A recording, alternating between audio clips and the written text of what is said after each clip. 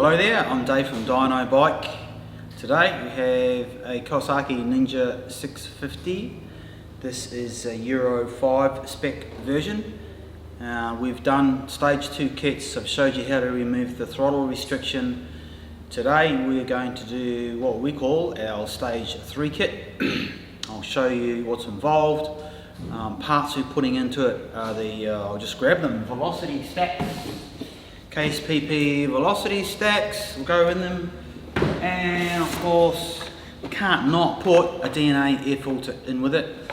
We will drill some holes in the front of the airbox to get the best out of those velocity stacks, which flow more air. Of course you can't get the air in there in the first place, they're not going to work efficiently. So we'll show you how to do all that as we go along.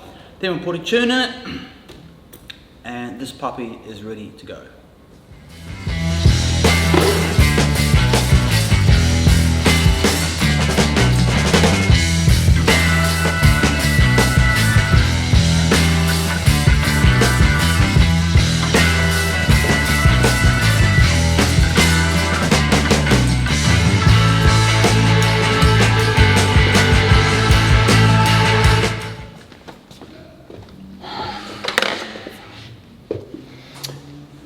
Alright, there's two little steel clamps here holding this wiring harness here.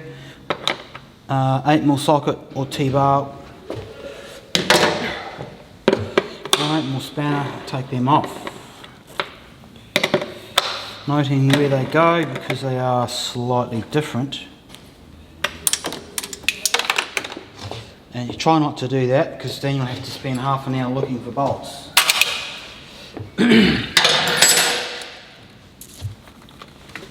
Now we're just going to pull it over there so we can get to the top of the airbox. There's a whole bunch of screws all the way around this lid.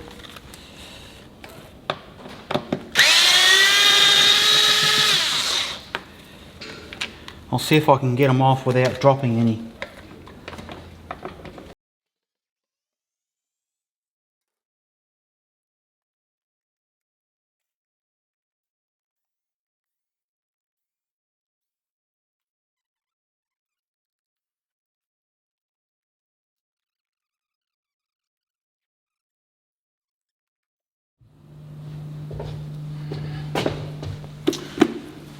Right then, so that's off, that one then's off. Let's pull it up. Here we go. Alright, that's what we have to work with, folks. Let's get rid of this air filter.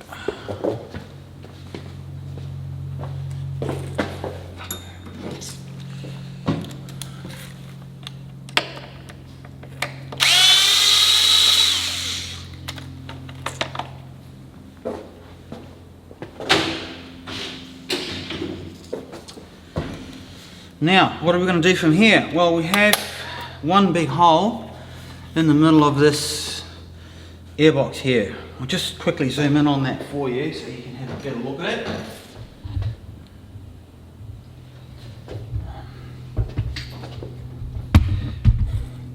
Alright, so we've got a bigger hole just in there.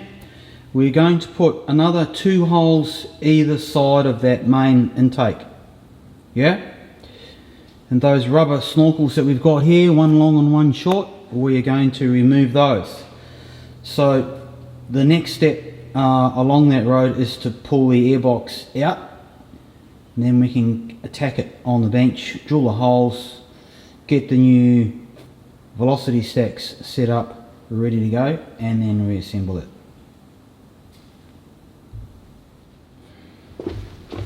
Now, this is actually pretty straightforward. There's only one screw we have to undo to release these manifolds from the throttle bodies, and that is straight in here. Alright, you can just take that off right there. There's a little breather hose here, and there's an engine breather hose just a little bit further on, which you can't see from there. So we'll take those off first, just with a pair of pliers. Just manipulate the hose and pull it off. They're not super tight. Okay, those two are off.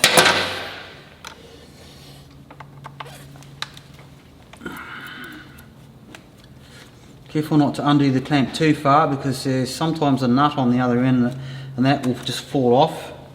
Trust me, if it falls off you won't find it again.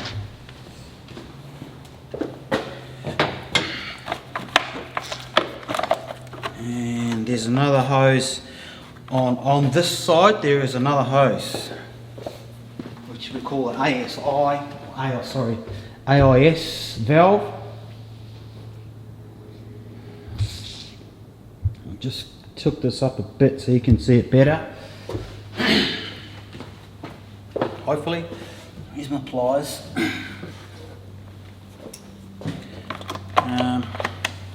Not sure if you can see it from, you probably can see it from there. There's that hose there. Okay, that's going down here. It's going directly into the exhaust system. Now people often ask me about this hose, will I get more horsepower if I block that off? And the answer is no, you will not get any more horsepower.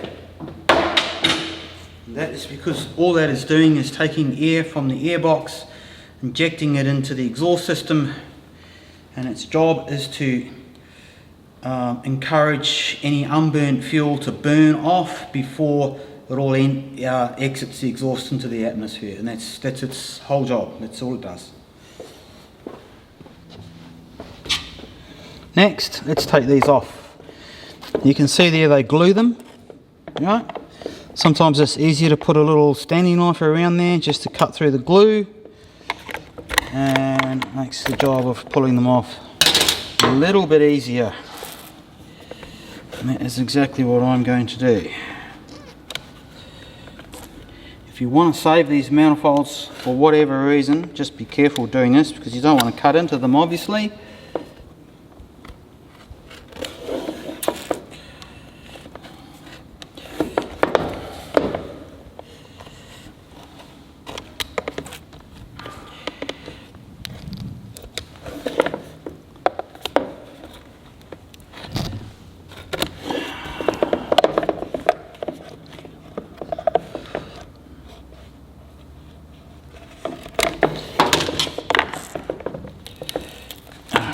Go.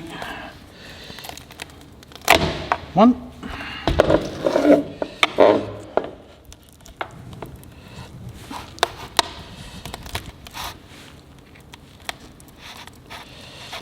Two.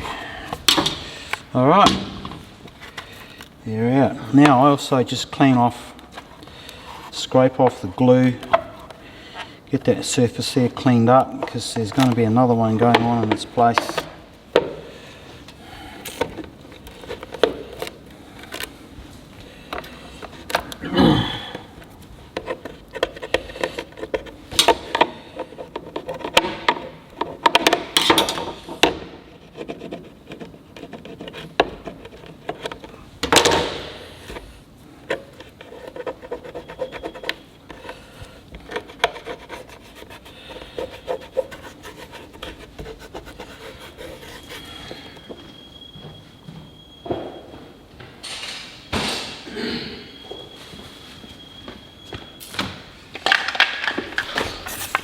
If you've got some methylated spirits, just rub that around just to give it a final clean.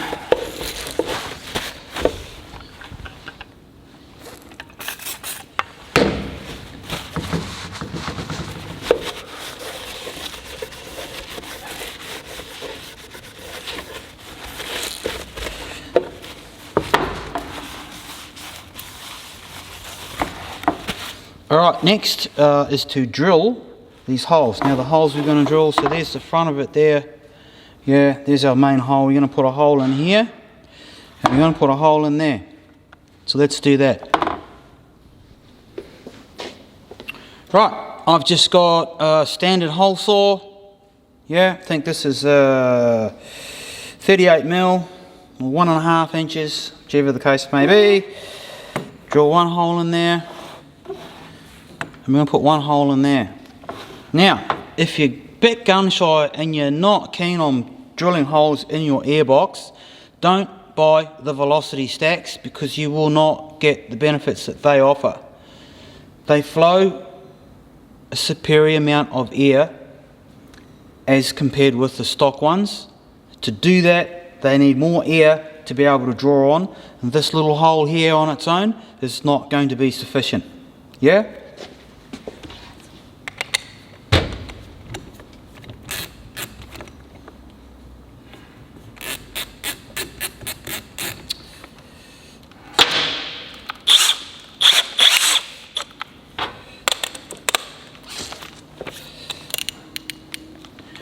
You don't have to be too strategic, you just want to put the hole in there.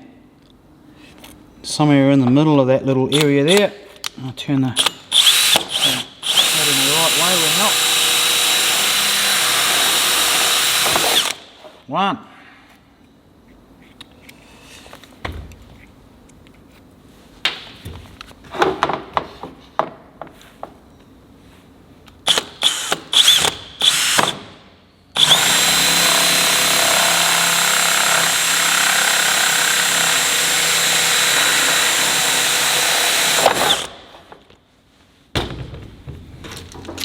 Now I've got this little chamfering tool.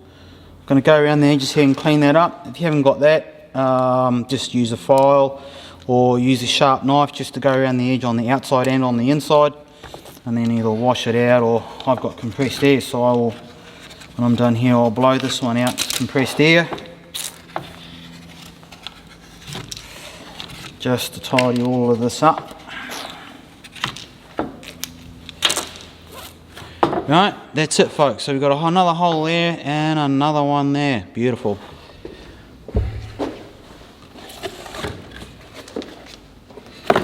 Alright, velocity stacks.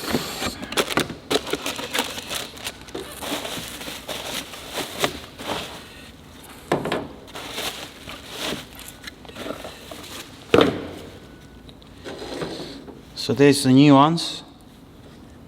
Let me just bend them over that way a little bit for you to see. There they are there. There's the original ones.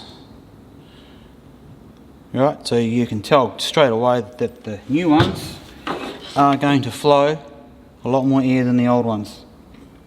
Yeah?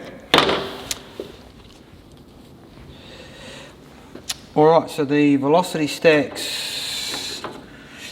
there's a right way and a wrong way for them to go in. They will only go in one way. These ones go like that. So these straight cut area here goes side by side to the middle, in other words, sitting in there like that. Now, these stacks also come in two pieces for the purposes of fitting them. This piece here unscrews, it comes off. Alright? Also has a little threaded hole right there that you can see. We're going to put a grub screw in there so that we can lock these two pieces together so that it doesn't come apart. Alright? There's also, you can see a little dimple there on that piece there. We want that screw to line up with that dimple and go into it, so that's what's going to lock them in place. Right? Right. Also got these ones, come with a little mark on the inside there. I don't know if you can see it or not, you might not be able to. There's a little black mark in there so that we can line these up. Line these up so that the screw there lines up with this dimple when we go to tighten it up. Very important. You want to make sure that little,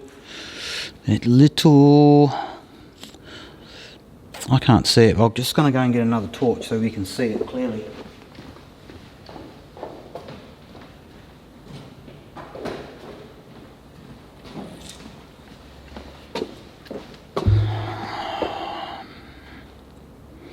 Right, now, can I see it there? Not much bloody better, to be perfectly honest. Worse. Alright, there is a line there. Okay, make sure they line up when you're assembling it. Next, that little screw there has that grub screw going into it. Tiny wee little thing. Don't lose it. I don't have any spares. We're going to put some of this is a graphite grease. It will stop the screw from binding on the thread. You need to get some of this, put it on the threaded area there, so that the screw does not bind and it goes in nice and smoothly. Put some of it on the thread as well. Screw it in.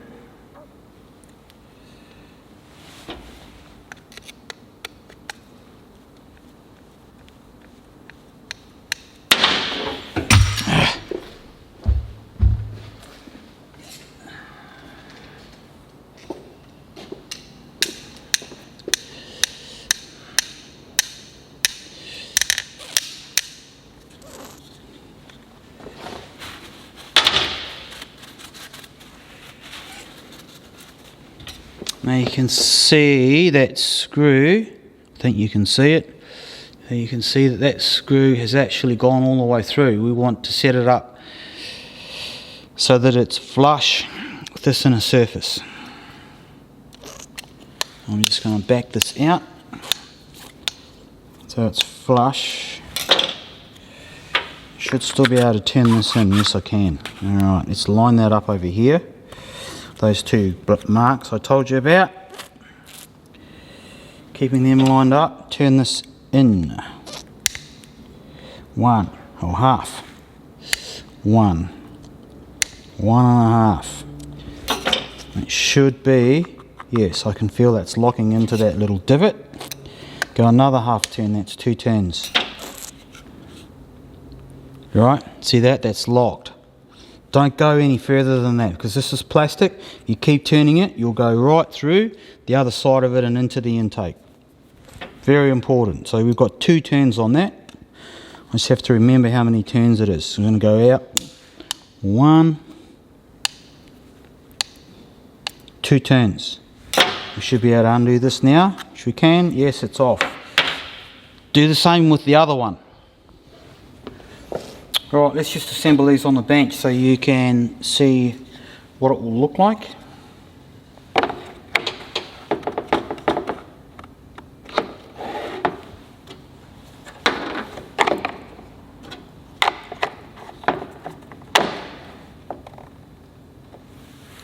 Alright, that's it.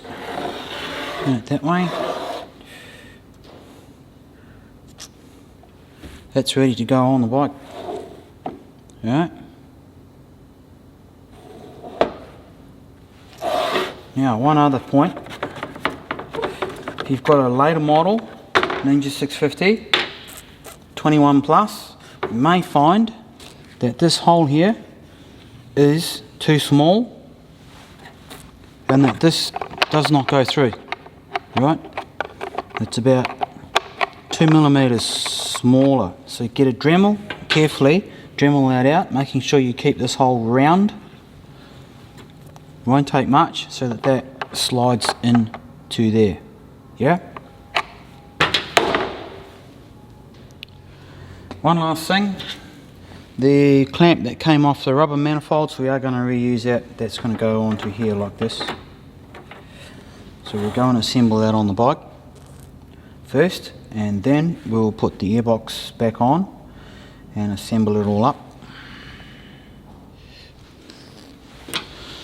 One more thing, these clamps, they have a little tag on them there to stop you from clamping these clamps up too tight on the rubber manifolds, which is well and good, but we're not using rubber manifolds. We need to get some more clamping pressure on these clamps, so we're going to take this little tab off. To do that, a pair of pliers, bend it back, right, bend it back there like so, just keep bending it until it breaks off.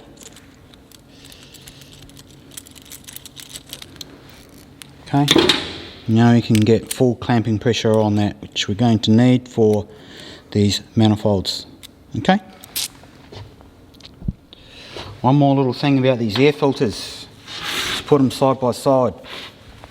You can see one has more area than the other. That's the DNA. Has a bigger area, so it will allow more air to come in. Please don't shortcut this stage. 3 kit and decide not to fit the DNA air filter, and then ring me up and say it doesn't work, I'm not getting the same results that you are getting. Of course you're not getting the same results because you haven't done the whole thing, you haven't followed the procedure and made sure you've put all the parts in. Do that for a very good reason, and that's because it works. So please don't leave it out, put the DNA in it.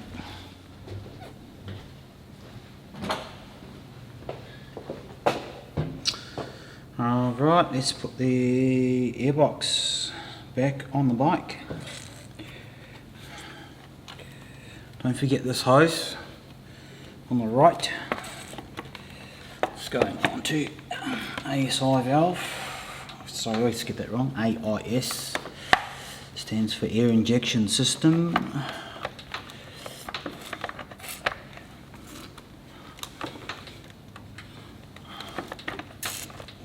Over there, I'll stop it now, it's on the cable. Just line that up, gently push them on, don't force them.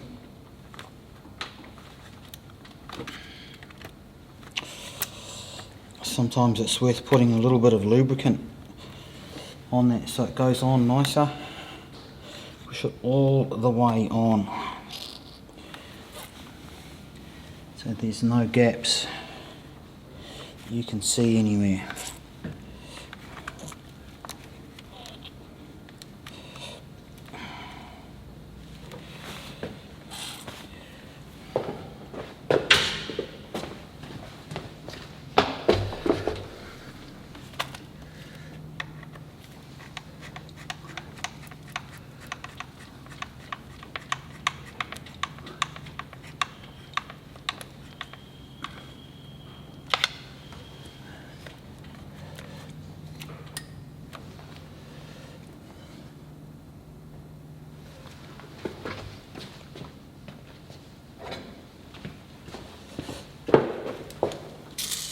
When you've done that, just check around the manifold and make sure that they're all the way on the throttle body, which I can see on the other side it's not quite there.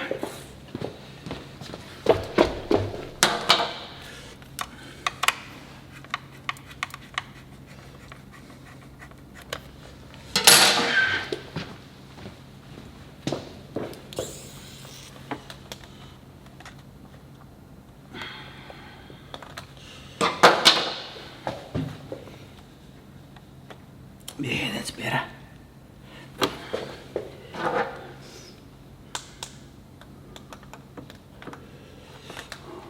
That is perfect.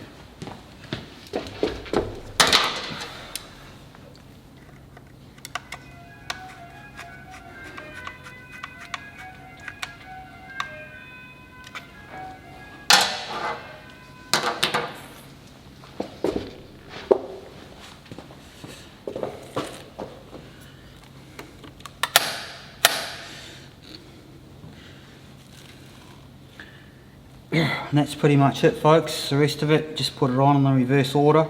Took it off. Airbox lid, the screws in there. These fasteners for the wiring harness. Get the ECU flashed. And you are good to go. So I'll pop up the graph so you can see what the difference is between this one, stock, and stage 2. And if you want to purchase this, there is a link below this video. Click on the link, that'll take you to the online store where you can purchase yours.